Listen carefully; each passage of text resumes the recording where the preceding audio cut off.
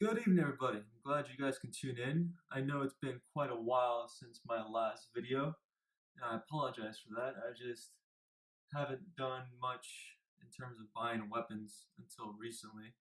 I got a few guns in that I'll review later on, including the Mark IV Standard with a tapered barrel, the Burst of Thunder 380, 380 ACP, as well as the Walther PPKS and 22 long rifle.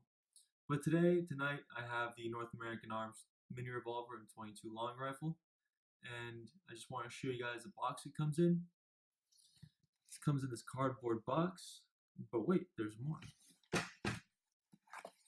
Open the box up, and you get this nice hard case that locks.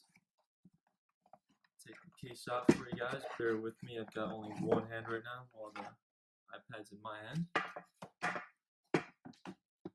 Comes with this nice case. I'm not sure. I think it's metal coated with some sort of coating. And here we have the gun. This warning, just to remind everyone not to fire or mess with it until you're ready to fire it. And you get this little silicone gel packet, silica gel packet. Here's the gun. Beautiful little revolver. Underneath, you have your owner's manual and everything else. So that's that. Just bear with me real quick.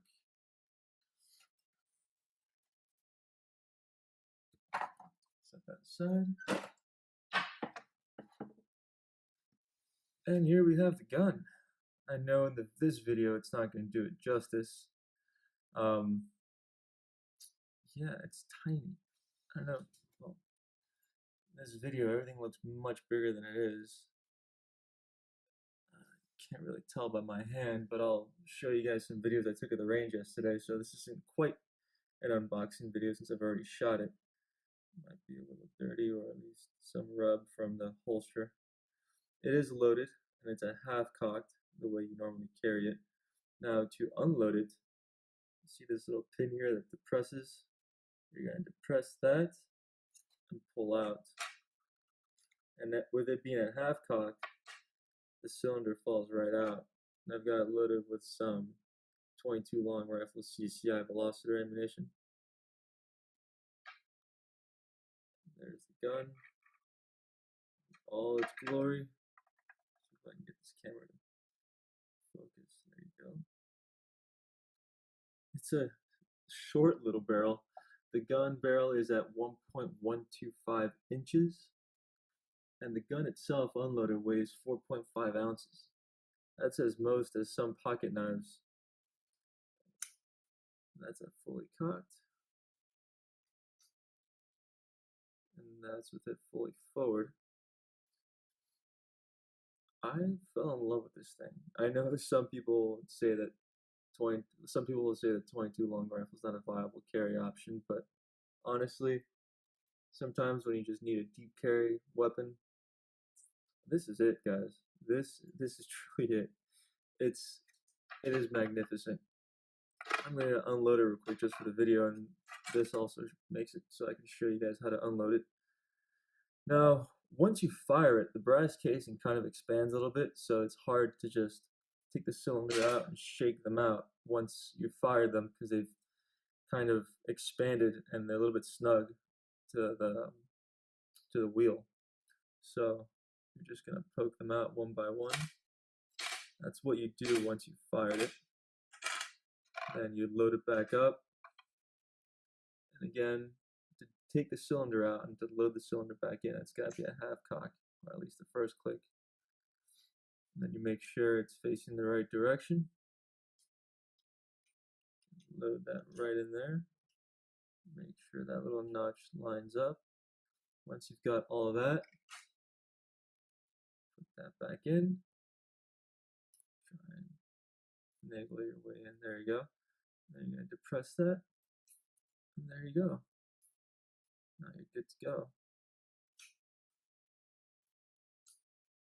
Boom. Now, just for a size comparison, I've got my little Kershaw Launch 4 with a 2-inch knife, well, sub 2-inch knife, it's 1.9 inches. This is going to be the reference. Look at that tiny little knife and that tiny little gun. The knife fully extended is about, I'd say, shit, 5 inches total length, maybe. And there's a revolver. Wow. Like I said, this does not do it justice whatsoever. And I also have the Buck 110 as a reference. You can see that Buck 110 not dwarfs it, but definitely is substantially larger than this little pistol. Yeah, you can see it like that right there. Substantially larger. Let's see with the blade fully extended out. The blade on this Buck 110 from the handle all the way out is almost as long as his pistol from tip to tip. I love it though, and I love this knife. But there's plenty of reviews of the Buck 110 already. Now I got this off Bud's Gun Shop for about $220. I paid with a credit card, so I got those credit card fees, or at least my debit card. I got the debit card fees, and it came out to about $220. But honestly, it's a great little gun. And I'm gonna post later on at the end of this video just a bunch of shooting videos of me, my wife, and my stepson shooting it, so you guys can see that anywhere from a full-grown man to a 10-year-old kid could shoot this weapon no problem. And it conceals perfectly. Absolutely perfectly. You can't even tell that you've got it in your pocket. I got this little holster for it. I'm waiting for the real pocket holster to come in for it. But for right now, this does perfectly well. Goes into the pocket, my jeans pocket, no problem. Goes in my waistband, no problem. Can't even tell that it's on you, really. You forget that it's there. Now, it's so small, though, that the purchase on this gun, there's not much at all. There's one finger and maybe half of the other finger on it once you shoot it. And when you shoot it, you gotta get it at an angle in order to truly hold it well to where you can actually aim something. And we were shooting about 10 yards at steel plates yesterday, and it really wasn't that bad. Now, there's not going to be much power at that distance with 22 long rifle and this short little barrel, so the plates didn't swing or anything, but they definitely hit. You could hear it hitting the little steel plate out there. Thanks to Fort Sill Gun Range for hosting us yesterday. If you're a soldier here on Fort Sill, I definitely recommend you going there. I am stationed here at Fort Sill, and you can't carry on post. You can't carry concealed on post, but as long as you keep it in your glove compartment and you keep the ammunition separate from the gun locked somewhere in your car, once you get off post, you can definitely go ahead, load it up, and carry it no problem. And on post, really, there is no need. It's so safe over here on post that I never feel the need to carry anything really other than my pocket knives on me when I go out and about on post or go on field exercises. I'm artillery, so I'm far as hell away from whatever the hell's going on, so I feel fine. At most, what I encounter on post is a random skunk or a raccoon. Skunks are a big problem here on post, though. I've been sprayed once in morning PT by a skunk, and that was not fun. Not fun at all.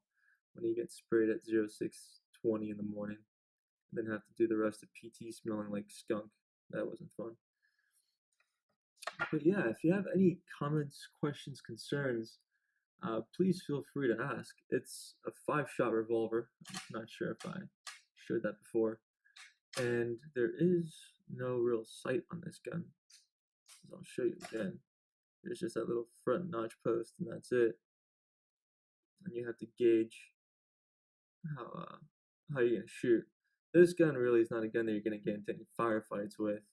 It's not a gun that you're gonna take to the OK Corral with you, but it is a nice little gun that you can easily conceal. My wife loves it. My wife fell in love with this little gun, and I'm actually thinking about getting myself the bigger version, the 22 Magnum version that comes with the longer grip. And I'll show you guys here on Bud's Gun Shop real quick before I end the video the differences. It's a little bit more expensive if you get it with the 22 mag and 22 long rifles interchangeable cylinders. It is a bit more expensive, not too much more expensive, and I think that's what I'm going to do for myself in the future. I'm going to add those little cute little pink or teal laser grips on this one for my wife and give that to her because she loved it. She's a yoga instructor, so she could easily carry this even in yoga pants and still be fine without any sort of extra belt or anything crazy like that. And she fell in love with it, so she wants one just like this. So think about giving her this one and getting myself the bigger one with the bigger grips, because this just, I love this gun, but no, it does leave a little bit to be desired in the grip. And I mean that in the context of a gun this small. Like, granted, it can't compare it to a 1911 grip or an equivalent, full-size gun grip, or even a little Ruger LCP grip. Can't compare it to that, but for what you're carrying and what it is, I would like somewhat of a bigger grip. Not too much bigger, but definitely a little bit bigger. And the barrel size on the one I want to get is also a little bit bigger as well. So let me show you guys Bud's website. So this is the little mini revolver that I got from them. Got it for roughly $203. Well, with tax and everything, not tax, but the fee and everything else came out to about $220 roughly. And this is the one that I was talking about getting that I like. That was much, not much longer, but definitely slightly longer grip. Also comes with the 2 cylinders, and the barrel is also 1.625 inches. Not much bigger, but definitely get a little bit more velocity out of it. Why not? So yeah, that's the North American Arms mini revolver in 22 long rifle. I hope you guys enjoyed. If you have any questions, comments, concerns, please do let me know.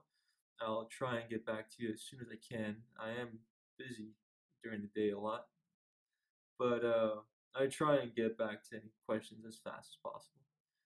And I hope you enjoy the shooting videos coming up. Have a good night. Now to unload the North American Arms revolver, you're going to get the retaining pin and just poke it out.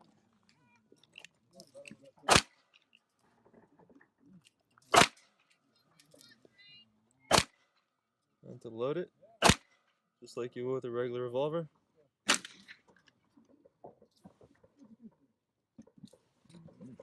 Put it in, it's going to be at half cock.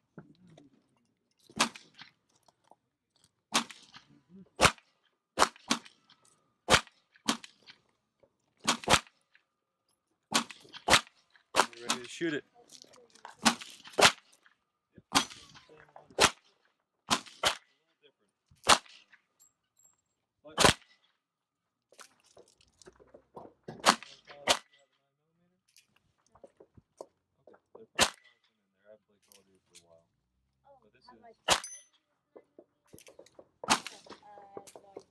And we're out. Say 100 to 150. It's still pretty light and easy to but it has a little bit more power because the longer barrel gives more time for power to burn and allows more pressure. A bigger explosion basically, but it has more time. Go.